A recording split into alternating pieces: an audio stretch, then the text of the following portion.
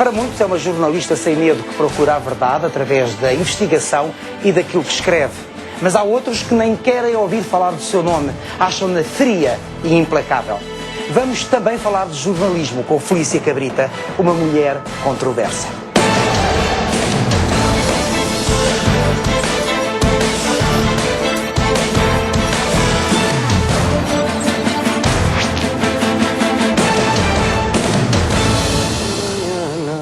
Se esta mesa... Eu acho que é um bom começo para uma conversa. Se esta mesa falasse, que coisas é que nos contaria? Histórias muito complicadas que têm passado por aqui, que têm abalado o país nos últimos anos. Histórias como o Freeport, como o Face Oculta, as tuas como histórias? a Casa Pia. As minhas histórias. As histórias dos outros, a história do país. Mas, por exemplo, aqui vemos um património que tem a ver com o passado ligado, por exemplo, à esquerda, porque, curiosamente, estamos a ver aqui capas do jornal O Diabo, ao tempo do Diabo, enquanto ligado ao Partido Comunista. Tens aí de 1930 e tal, 1940 O Sol e tal. também, curiosamente. O Sol também, ligado ao PC, com grandes escritores à época. O próprio Cunhal, chegava a escrever. Chegou a escrever para o Sol. Portanto, são de uma grande coleção que eu tenho destes dois jornais. Um dia pus-me a decorar a casa e pensei, vou mudar de secretária, como é que eu faço? Eu resolvi dar-lhe um toque. A memória é fundamental para os homens. E nós temos... Os homens têm tendência a ficar com a memória lisa. O que é absolutamente contra-revolucionário. Porque só a presença do passado é que nos faz andar para a frente. Mas os homens têm tendência a ficarem com a memória lisa porque os levam a isso? Porque levam e porque deixam, como é óbvio. É muito mais fácil viver quase indo ao tempo de Salazar, com os copos de vinho, dai de beber ao povo, dai-lhe vinho, para esquecer e para não se revoltar.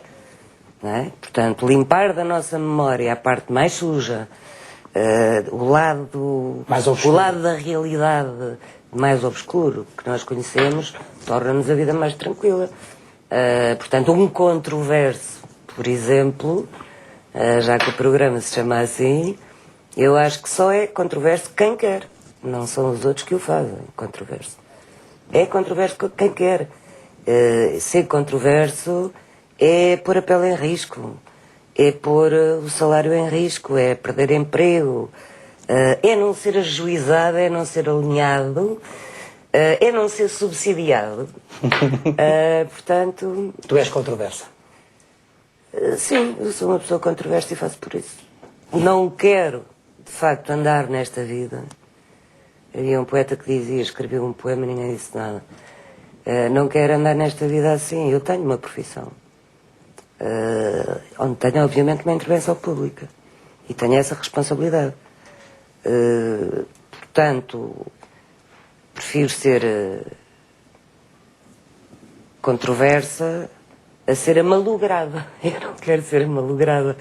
Acho que muitos colegas meus morrerão, e não porque eu tenha aqui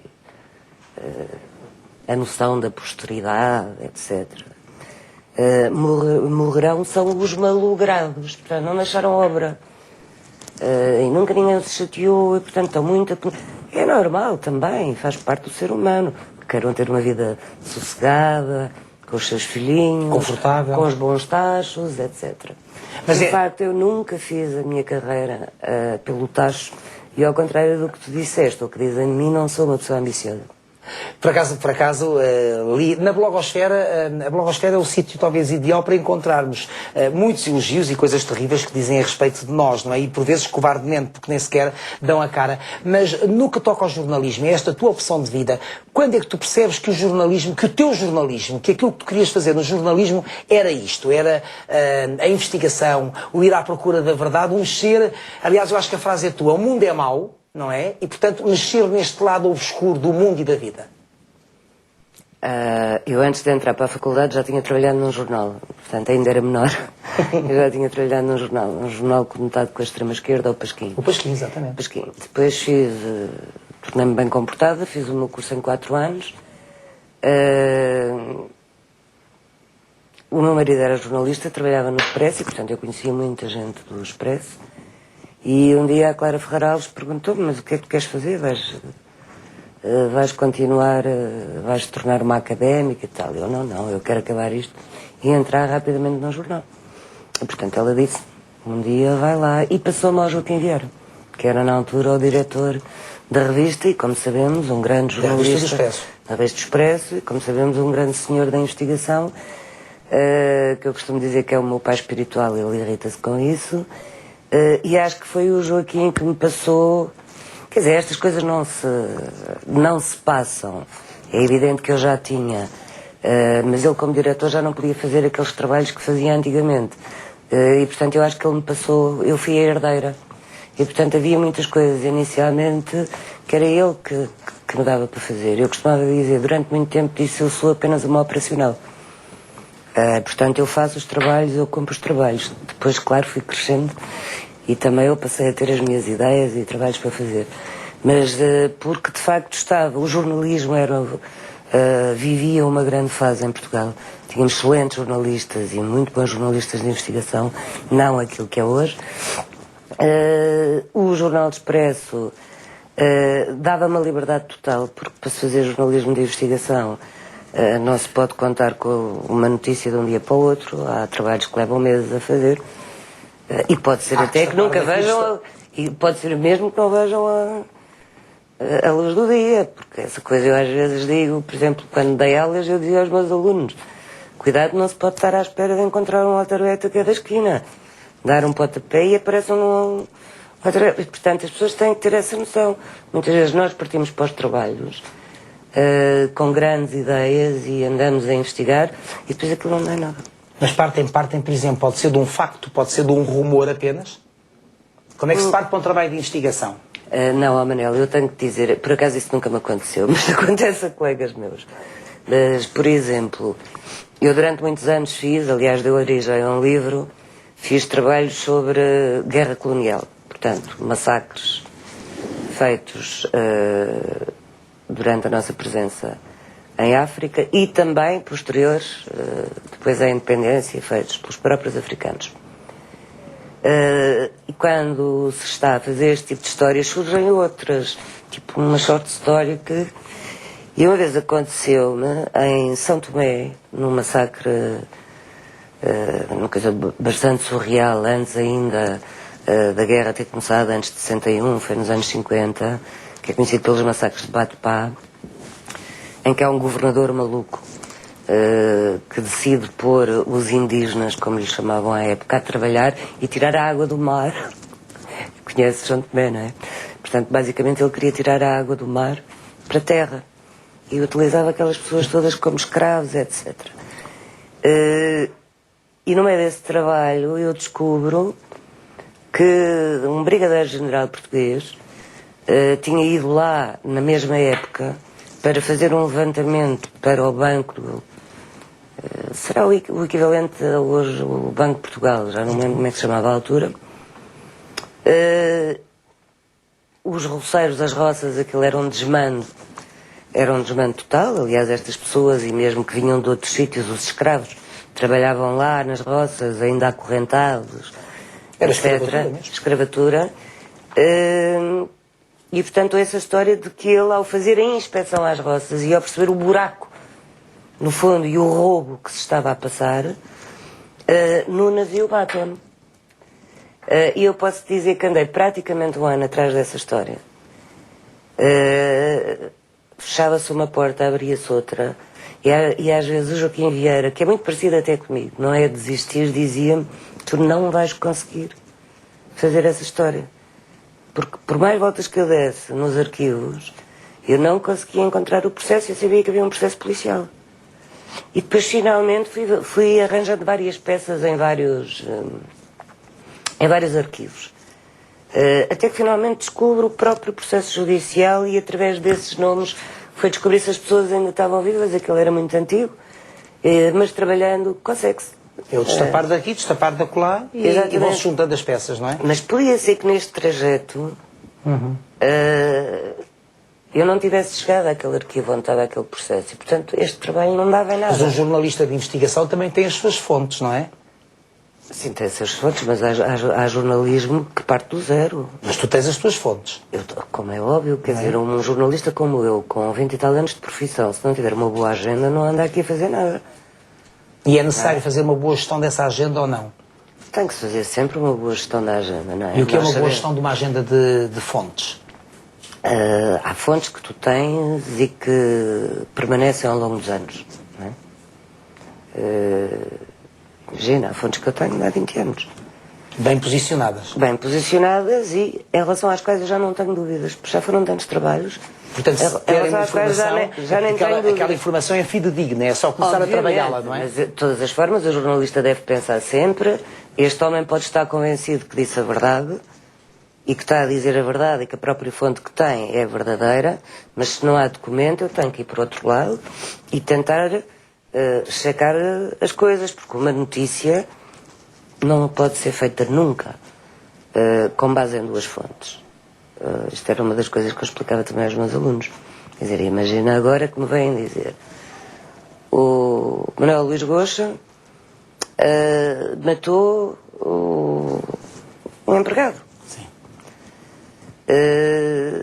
E eu faço pergunto, tu dizes, eu não, eu sou absolutamente inocente, mas eu tenho a outra fonte que matou, que diz que matou. Se eu der uma notícia assim, eu estou a criar um facto, não estou a fazer jornalismo. Porque a outra pessoa viu, fotografou, tem documentação, ou então pode ser apenas um boato. E sabes, quando os boatos correm, até pode nem haver morto. Exatamente, Aliás, mas o problema depois é que há pessoas que vão acreditar nesse boato. E que vira quase verdade, é ou não é? Por falar em controversos, dentro de Portugal, felizmente, mais no passado do que hoje, havia muitos controversos, ou mesmo as figuras chamadas os malditos. E há um que é o Filinto Elísio, aliás padre Francisco Manuel Domingos, século XVIII, século XIX, que por ser um iluminista, por ser um liberal, foi denunciado à Inquisição como sendo um herege. Teve tempo para fugir e foi para a França. Passado pouco tempo estava ele, eu penso, em Londres, e recebe uma notícia que cá corria que ele tinha sido morto na fogueira. E o que ele disse aos amigos foi o dia mais frio da minha vida. Portanto, há este o maldito e o controverso, se quiseres. Eu acho que a grande atitude é ter humor na vida, ter humor perante certas coisas. Porque de nós se diz tanto, até a morte, não é? É verdade. Eu às vezes penso... muita gente diz mal de mim, há gente que diz muito bem. Isso incomoda-te? Não, não me incomoda, sei viver com isso, porque sei que as pessoas que dizem mal de mim são as pessoas que se incomodam com o meu trabalho. Portanto, eu sou incómoda para eles e ainda bem. Se queres saber... E és incómoda porque estás a mexer nos seus lados obscuros. Exato. E se queres saber, tenho alguma cagança nisso, em ter um leque de inimigos vasto. Gostas de ter inimigos? Tenho cagança nisso. Até porque os teus inimigos são de gabarito. São muito de gabarito, não é? São grandes figuras da sociedade portuguesa, tirando os invejosos dentro da própria classe dos jornalistas, os mesquinhos. Eu gosto destes de peso. Mas quando estás a analisar factos, casos que tenham a ver com estas figuras, não é? De peso, e são tantos os casos onde o teu nome está lá como a autora da investigação, a autora do trabalho, tu consegues ser imparcial? Só podes ser imparcial. Um jornalista, por isso é que eu gosto e me sinto muito melhor no jornalismo de investigação do que no... Mas tu estás a mexer com pessoas... Exatamente na notícia. Mas tu estás a que investigar é pessoas passageira. pelas quais até podes, ou podias ter simpatia. Exato, já me aconteceu. Já me aconteceu fazer trabalho, por exemplo, ao nível da biografia. Por exemplo. Ao nível da biografia, partir para uma biografia até simpatizando com a pessoa, não é? Uma pessoa, digamos, que poderia estar mais ou menos próxima de mim politicamente, e acabar o trabalho com uma grande decepção. E o contrário também já me aconteceu. que é Mas uma pessoa, partir com... mas espera aí, uma pessoa que tu até aprecies e depois que te vem a desiludir ao longo da tua investigação, tu mantens-te imparcial? Tenho que manter imparcial. Sabes, uma vez aconteceu uma coisa engraçada, porque eu já escrevi biografias também a duas mãos, com amigos, e uma delas foi com o Joaquim Vieira, ainda ele estava no Expresso. O Joaquim Vieira está muito presente aqui sempre. É sempre. Sabes que eu também trabalhei com ele. Vive aqui ao lado. E então, aquilo foi feito em duas partes também, era uma biografia enorme, e portanto sai a primeira parte até ao 25 de Abril, e Manuel Yanes não gostou nada da primeira parte e resolve telefonar. Era fim de semana, nós estávamos os dois no Expresso. E portanto os seguranças passam ao telefone e dizem: é a sua mãe. Eu achei estranho, minha mãe a ligar-me para o... Era Manuel Yanes.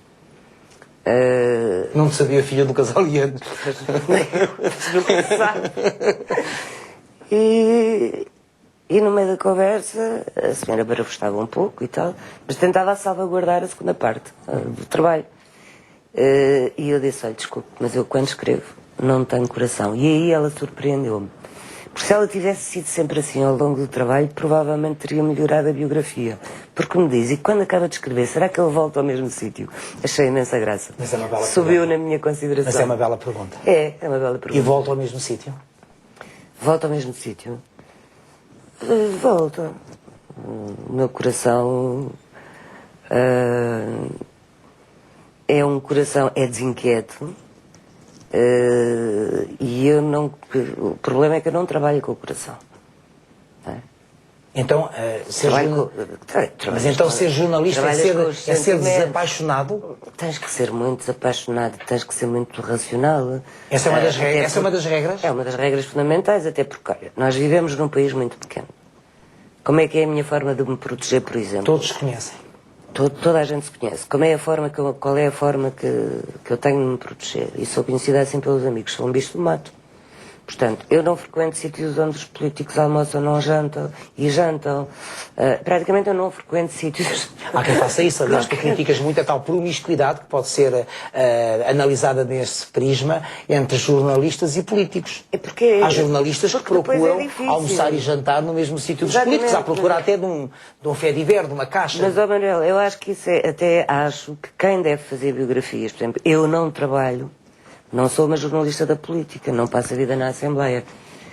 E, portanto, acho que é muito mais positivo quando alguém que vai fazer a biografia de uma pessoa esteja fora dessa área, do que quando se está na área e os conhece muito bem. Porque cria-se sempre qualquer tipo de laço. E, portanto, eu não quero ter laços. Eu, de facto, não sou, digamos... há um poeta que diz: eu passeei muito sem sair do meu quarto, viajei muito sem sair do meu quarto. E eu acho que viajo muito sem sair da minha casa. Este é o meu sítio de trabalho, também não gosto de trabalhar em relações, não gosto do barulho, não me consigo... É aqui que escreves? Concentrar, é aqui que escrevo. Nesta mesa? É, então isso aqui. também poderia ser contado pela mesa. Pois, se ela falasse... Muito trabalho, pois. Se ela É melhor não falar. meu Deus. Muito trabalho de investigação passa-se sobre esta mesa. Passa-se aqui, neste canto. Então é um trabalho solitário. Completamente solitário, e a escrita também é solitária. E quando encontras mais um dado que, juntado ao outro, pode contar uma história, pode denunciar qualquer coisa que tem que ser denunciado, o que é que tu sentes? Alegria? Satisfação? Exultas? Quer dizer... Estou no bom caminho, o que é que se sente? Sente-se isso exatamente, estou no bom caminho, não é nem mais nem menos. Estou no bom caminho, porque nós não andamos aqui, o jornalista não anda aqui para atropelar os outros, fazer mal aos outros. E o jornalismo de investigação, justamente um jornalismo que pretende fazer o escrutínio de todos os poderes, político, judicial, etc. Mas tem que ser pela verdade. É o que eu falava há pouco. É a responsabilidade social que todos nós temos. Mas essa verdade... Uma vez que tu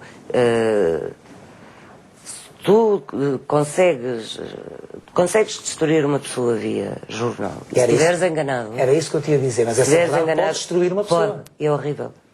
Portanto, isso é uma coisa que tem que estar sempre presente. Olha, eu dou-te um exemplo. Só me arrependo de ter feito uma biografia na vida. É de quem? Do nosso rei, Dom Duarte. Eu adorei o senhor. Eu diverti-me imenso com ele. Mas, de facto, e é um excêntrico, é boa pessoa. Só que de facto ele não está calhado. ecológicas. Tem tudo isso e depois é muito divertido. Não achas ele recebeu. Cagão? Não achas, não disse isso. Não achas calhado, ias tu a dizer. Não, quer dizer, aquele. Cagância não tem alguma.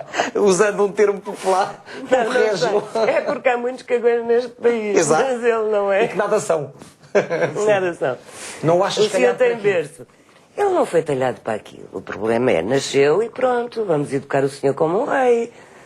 Então... E não faz sentido. Não No faz Portugal. sentido. E meter, por exemplo, no colégio militar, onde ele saltava para o cavalo, caía do outro lado, ou dar-lhe um avião para as mãos, porque fazia parte, não é? Claro. Da história, um príncipe devia... E ele, às tantas, terem que lhe tirar o avião, porque ele podia matar a tripulação e mais quem ia abaixo. Ora, são coisas que às tantas se tornam de um ridículo que hoje eu penso, tudo aquilo que eu escrevi está certo, mas não valia a pena. Porque ele não é um homem, não tem um peso de um primeiro-ministro. Portanto, Não tem a responsabilidade não do tem a primeiro-ministro responsabilidade face aos portugueses. de um primeiro-ministro. Eu lembro-me, nós fizemos, e nestas biografias, eu entrevisto várias vezes as pessoas ao longo do trabalho, e sei que houve uma semana que tivemos em retiro, eu estava a fazer isto também com uma colega minha, no palácio dele, não me lembro. Ali em São Pedro? Para o norte. Para o norte não sei. E então havia coisas deliciosas, desde à noite, terminado o jantar, eu que participo no mito racional do Ocidente, e ele vinha-nos pôr uns vidros na cabeça, porque dizia que relaxava. E nós lá ficávamos com... Sente alguma coisa? Eu não sinto nada. A acordar e ele aparecer de mota, porque queria dar aquele ar másculo e homem de campo. Não é Dom Duarte. Não é o Dom Duarte, mas podia ser. Vai no avião, sim. Talvez ele ouça estas minhas palavras e sirvam para uma reconciliação. E ter uma motoreta, tipo Vespa, e dizer, Felícia, vou-lhe mostrar os meus bens, as minhas terras. Então lá íamos os dois na Vespa e depois a Vespa parava e ele não sabia mexer na Vespa. Mas isso é querido. Portanto, eu pensava, claro que é simpático, querido. é divertido. Por isso, este tipo de coisas, eu sei que ele fazia um grande esforço, devia de ser o caseiro que punha a moto a trabalhar.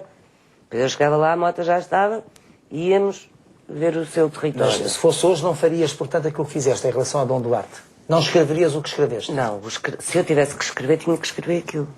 Se eu tivesse que escrever, tinha que escrever aquilo. Provavelmente não faria era a biografia. Porque, de facto, não é uma pessoa com responsabilidades políticas, não... Agora, quando é uma figura com responsabilidade política, aí tu és implacável. Sim, quando há razão para ser implacável. És uma justiceira. Eu não me... Quer dizer, não há Na busca da verdade, na busca da denúncia, por exemplo, da corrupção. Mas a verdade é a verdade. Não é? O justiceiro é aquele que faz justiça pelas suas próprias mãos. Mas o jornalismo eu não sou pode... polícia, nem sou Sim, mas juiz. pode ajudar a essa justiça, que mais tarde vai ser feita, nem seja através do escrutínio do povo, não é? E muitas vezes, e como sabes, há processos de investigação de jornalistas que dão origem a processos judiciais. Exatamente. Foi o caso da Casa Pia, por exemplo. Exatamente. Mas isso é o meu papel de jornalista, que é investigar e denunciar. Não é? Portanto, trazer à luz do dia o lado mais podre da sociedade portuguesa ou não. Mas já que estás a falar na Casa Pia, como tu sabes, muito daquilo que foi escrito, nomeadamente investigado por ti, depois acaba por ser posto em causa agora com jovens que dizem que foi tudo mentira. Bom, jovens não. Ou já são adultos. Não, para já não são jovens, há um jovem. Sim. Não, há apenas um jovem e o Carlos Silvinho.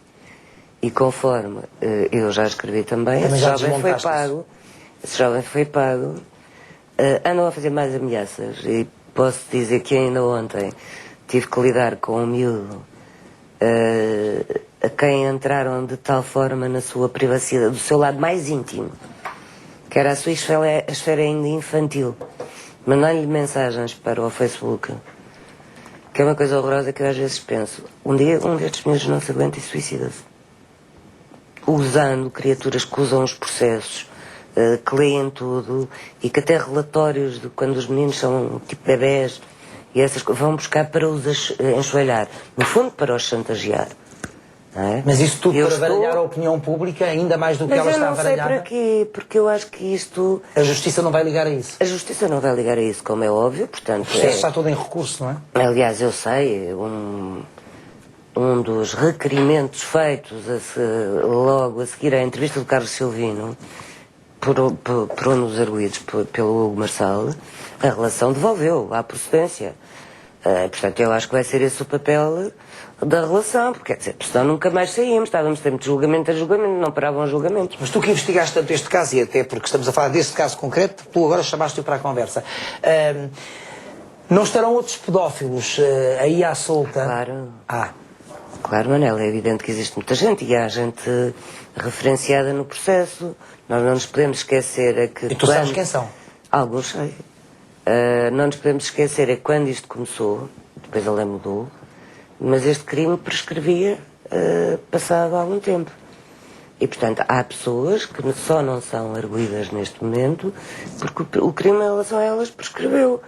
E há muita gente que utilizou a Casa Pia, tanto onde me leva a minha investigação, a minha investigação leva-me aos anos 60. Portanto, eu desde os anos 60 que tenho provas, e provas documentais destes processos que correram em tribunal, etc. Portanto, já nos anos 60 a Casa Pia era o paraíso para os pedófilos nacionais e internacionais. Esta gente, como por exemplo o Carlos Cruz e o Jorge Rito já tinha outros, o Carlos Silvino também, desde 74, que ele tem processos judiciais, o Cruz também, como sabemos, no processo de 1982, em que há umas crianças que desaparecem do colégio e são encontradas na casa de Jorge Rito, e é aí que se fala do nome do Carlos Cruz e de umas fotos que haveria numa caixa. Portanto, não são coisas de agora. Quando se fala em cabala, é estranho, porque se reuniram 3 gerações para montar uma cabala. Ora, é muito mais fácil apanhar-se um mentiroso. Garanto que é facílimo apanhar-se um mentiroso. Eu apanhei tantos mentirosos ao longo do processo da Casa Pia. Coisas medonhas. Desde mulheres a quererem lixar os maridos para obter mais dinheiro, para não sei o quê, ao ponto de insinuarem que o próprio filho tinha sido abusado pelo pai, a filhas. Isto, por exemplo, trata-se de uma figura pública muito... uma figura com um papel muito ativo na sociedade portuguesa. Uma filha que me chama e que diz que o pai é pedófilo e começa a contar um historial, mas depois não se lembrava, e quando dizia, mas quando, aonde? Depois sabes que o jornalista deve fazer 20 ou 30 perguntas. Tu consegues desmontar rapidamente uma mentira? Olha, nesse caso foi nesse dia. Bastou, não te vou dizer aqui o quê, mas bastou fazer uma determinada coisa para perceber de imediato que a pessoa estava a mentir. Não há figuras da política metidas no abuso de crianças? É porque no caso da Casa Pia... Não, há políticos.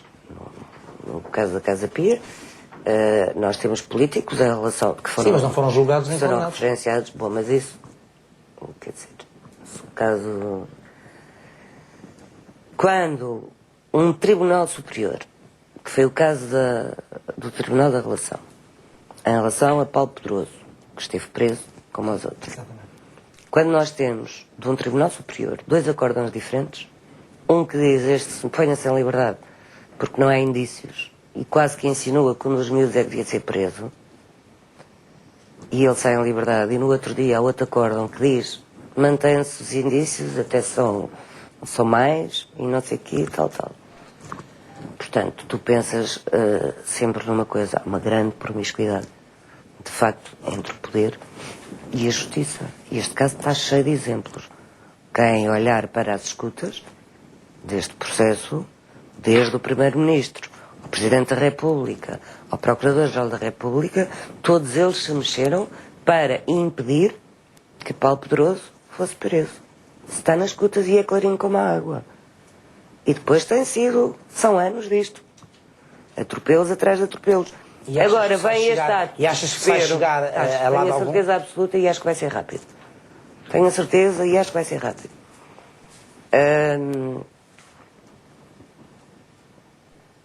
Acho que as pessoas devem continuar a trabalhar polícia, o Ministério Público deve ser criado, não sei, um grupo de trabalho a este nível, porque estas pessoas não param.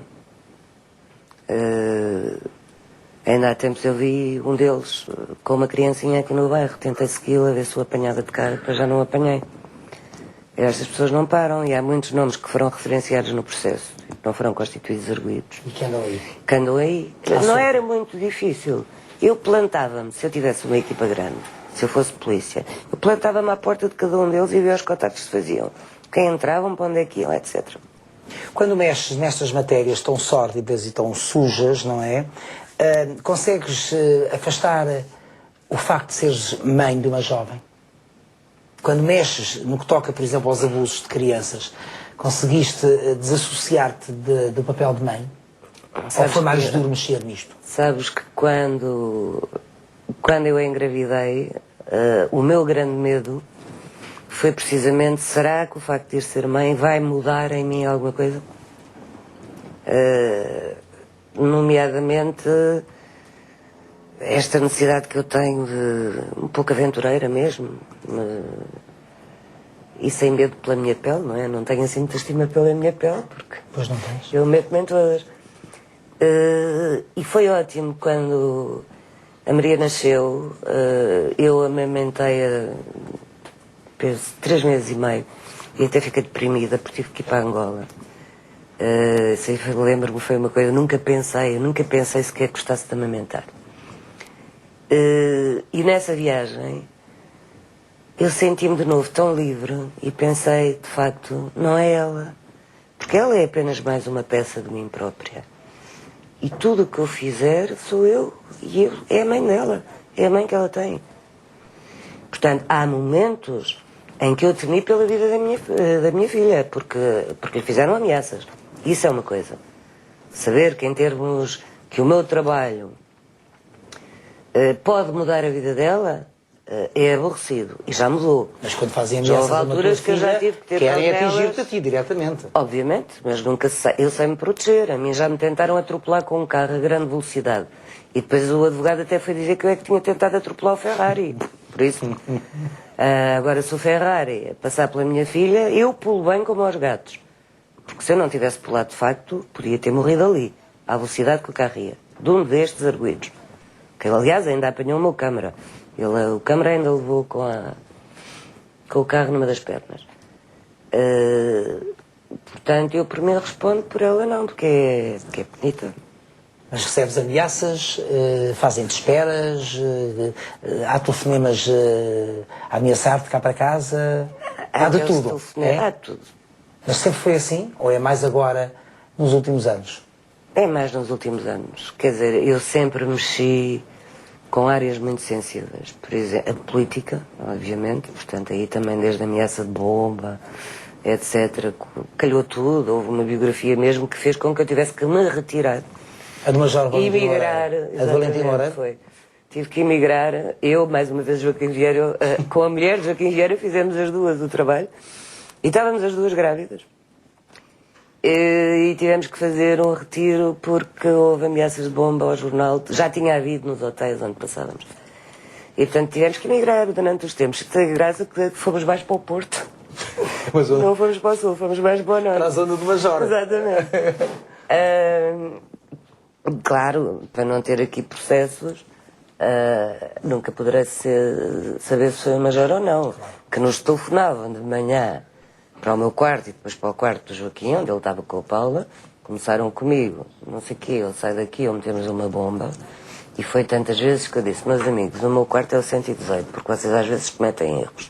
Depois liguei para a recepção, por favor não me passem mais chamadas. Certamente que em muitos momentos sofres pressões ou não? Tu és pressionável ou não? Nada. Quando me pressionam é quando eu fico mais áspera. É quando eu gosto mais. É quando eu gosto mais. E tenho sofrido muitas pressões. E não sou eu, o meu jornal. O Sol. O Sol. E nós já denunciamos isso. Por exemplo, quando foi a investigação do Freeport, houve um político que falou com um dos diretores em que disse mais um artigo e nós vamos estrangular-vos financeiramente. E tentaram. Bastante. Quase conseguiram. Esta é a pressão pior. Porque esta é aquela que te vai liquidar o sítio onde escreves.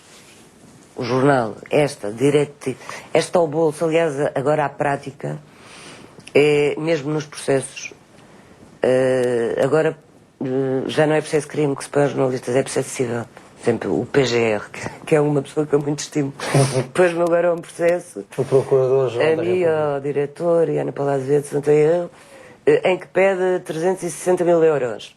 Quer ir com uma reforma para casa. Isto é uma coisa absolutamente extraordinária. Como é que um Procurador-Geral da República, primeiro, tinha direito, no espaço do jornal, a fazer um desmentido, publicar uma carta, ou mesmo pôr o dito processo de crime. Não, põe um processo civil onde pede para ele, não para o Estado, para ele próprio. Eu gostava de saber o que é que os seus pares pensam disto. E temos esse processo ou não? Eu não tenho medo nenhum. Eu passo a vida a ganhar processos. Ainda há pouco tempo, pelo menos, tivemos uma sentença também de um processo que o PGR nos pôs por violação de segredo de justiça e a sentença até nos elogiou. E já perdeste algum processo? Não, até hoje não.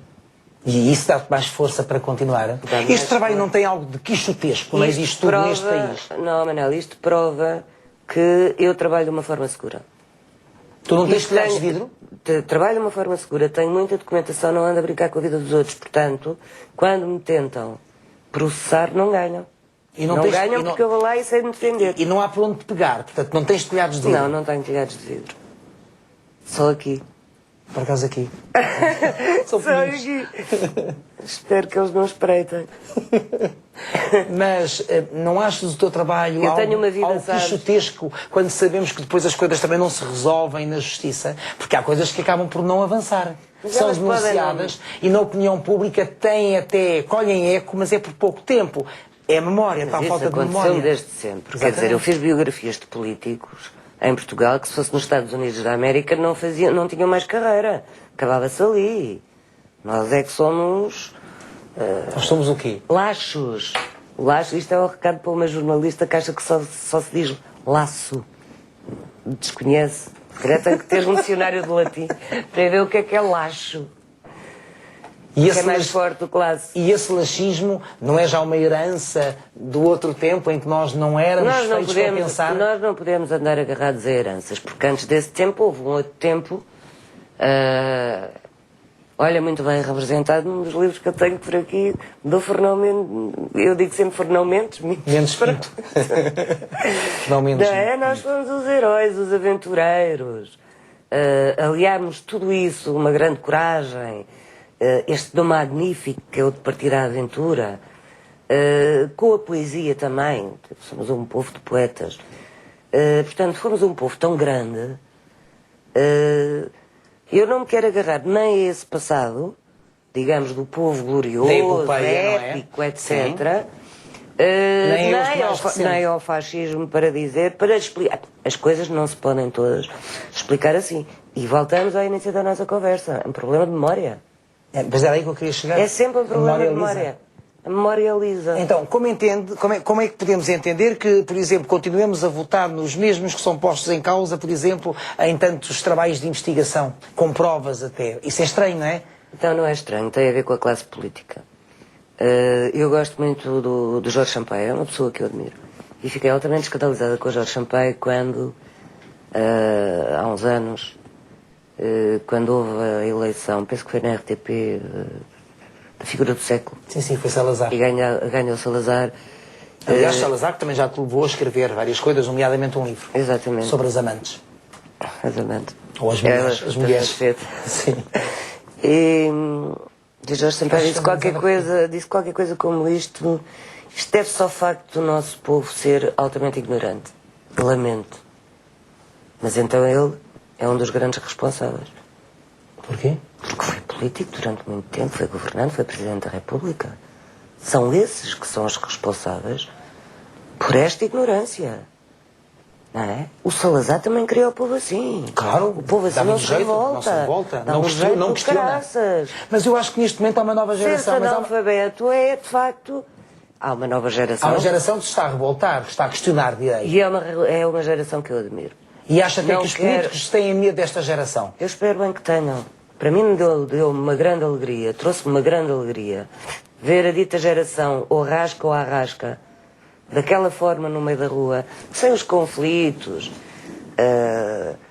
que digamos os nossos fazedores da opinião pública, que parece que vivem em pátios, são comadres em pátios folheiros, irritadas e irritantes, sempre a dizer, pois nada é exatamente como eles dizem. Não houve distúrbios, esteve ali toda a gente, da esquerda à direita, e foi de facto um bom sinal. Quase como convite à insurreição, se quiseres. Tu falas muito realmente da promiscuidade que existe entre alguns jornalismo, alguns jornalistas e os políticos. Não foi promíscuo, ou não é promíscuo, lançar um livro ode a Passos Coelho numa altura em que estamos em pré-campanha ou campanha? Não. Isso aí está. Se o jornalista pensasse melhor nas coisas que diz. Desculpa. Se não houvesse esta mentalidade mesquinha que é em Portugal, nunca se colocava essa questão. Porque esta biografia já estava feita no Sol há muito tempo. Mas foi oportuno ser agora em livro, não? Não fui eu que demiti o Sócrates. Não é que não tivesse vontade. Eu tinha demitido há muito mais tempo. Não fui eu que o demiti.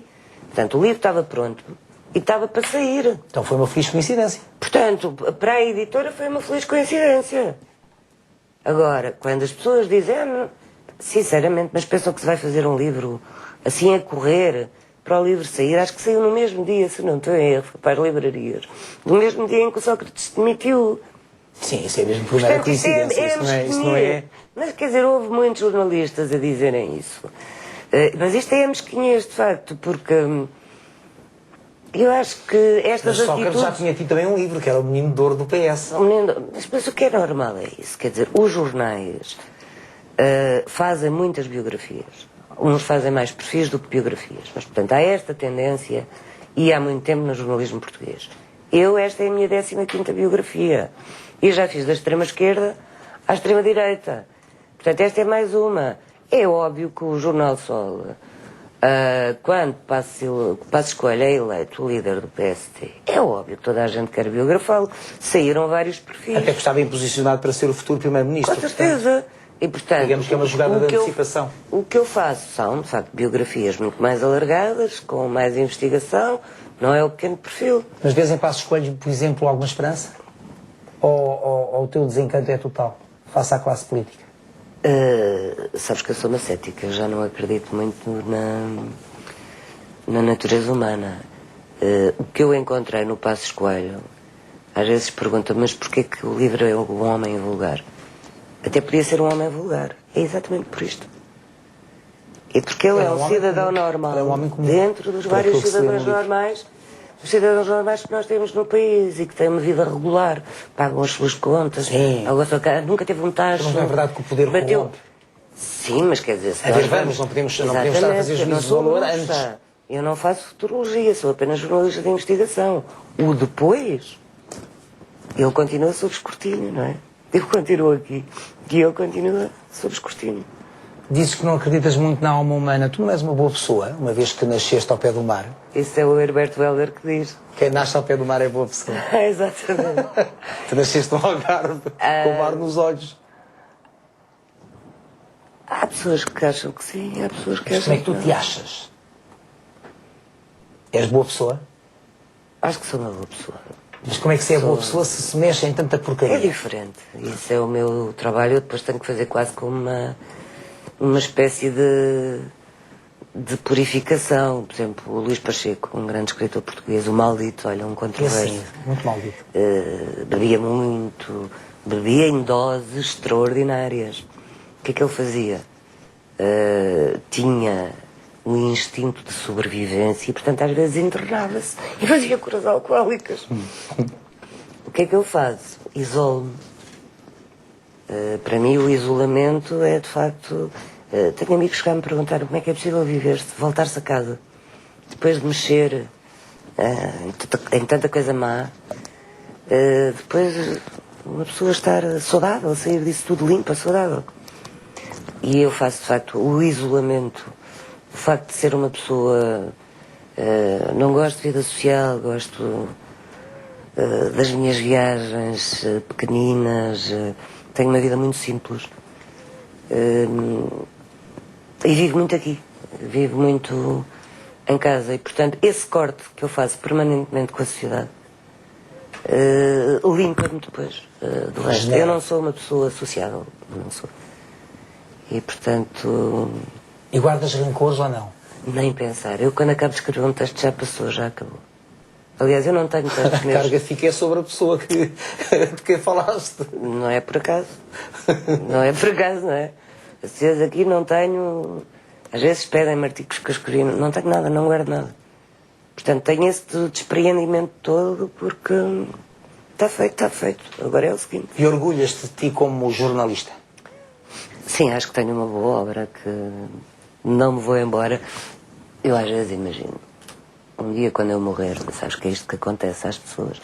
Eu estou aqui a puxar os galões. Penso, é só aí que os meus inimigos virão dizer que pena, morreu e ainda tinha tanto talento para dar. Por cinismo. É? Por cinismo. Claro, quando eu estiver mortinha, não é morta A classe política é cínica. É muito cínica. Não quer dizer que não existe Sim, nós estamos a homens generalizar, bons, não é? não quer generalizar Já falaste as aqui de um coisas. homem bom, Jorge Sampaio. Sim, Que outros é que admiras? na política portuguesa. Sim. Eu gosto imenso do Jerónimo de Sousa. Fiz a biografia dele também. Não te esqueças que é um homem de esquerda, tu és uma mulher de esquerda.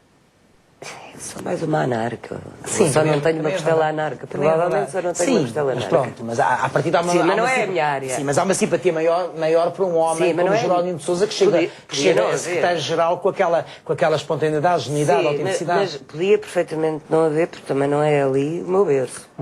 É? Mas na direita, por exemplo, admiras alguém? Por exemplo, homens como o Adriano Moreira. Adriano Moreira, sim. É um homem que eu tenho muito A respeito. nível já de estadista, não é? Poderia ser um bom presidente da É um República. homem inteligentíssimo. É uma pena. Há assim pessoas que... é um desperdício quando elas saem do cenário, porque depois é ocupado pelos torna-viagens, não é? O que é isso, um político que torna a viagem? É muito político que o Essa de Queiroz retrata na capital. E eu acho que todos eles, não há nenhum político que não venha dizer que não leu o Essa, mas de facto parece que não leram. Não é? Porque aquelas caricaturas do Essa hoje são a realidade da vida portuguesa. Eles são exatamente iguais. Camilo também tem alguns personagens dessas. Camilo também tem. Camilo, Camilo Castelo Branco. Calisto é lá de Barbuda. Exatamente. Na queda de um Mas anjo. o Camilo é também um escritor brilhante, é um escritor que eu prefiro até ao Essa. Porque eu acho que ele escrevia mais com o coração, o outro era mais cerebral. E isso vê-se muito. O outro fala do país de fora, não é? Exatamente. É um cosmopolita, fala de fora, fala de Paris, etc. E este fala de... e sofre. É outro maldito, outro controverso. Aliás, depois matou-se, não é? Deu um tiro na mioleira. Alguns malditos acabaram assim. Eu nunca darei o tiro. Mas não sei se alguém tem interesse em sujar alguma parte do Em país. calar-se teria interesse, certamente, muito boa gente. Portugal tem futuro? Terá futuro, certamente. Temos que pensar nisso. Eu quero pensar nisso, porque tenho uma filha de 14 anos. Mas demoraste muito a responder. Porque estou muito cética. Estou, de facto, muito cética. Mas não vamos lá com esse ceticismo. Pois não, vamos lá. Eu faço aquilo que posso.